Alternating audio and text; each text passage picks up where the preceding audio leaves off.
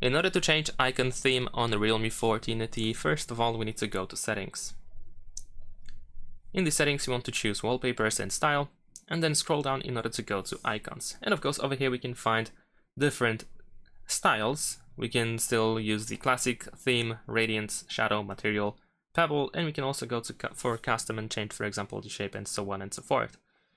However, if you wish to have a completely new theme, then we need to go to more and we need to actually get a specific theme.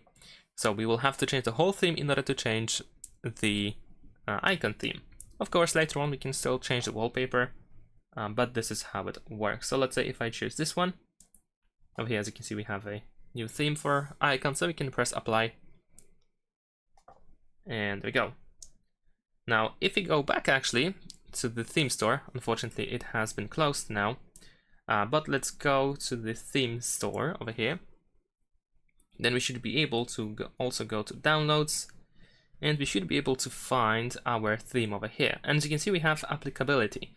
So in this case, we can uncheck everything and we can just leave icons. So then if I press apply, I will change only these icons. So let's say I'm gonna use this theme, but I'm gonna just use icons. So I'm gonna press apply.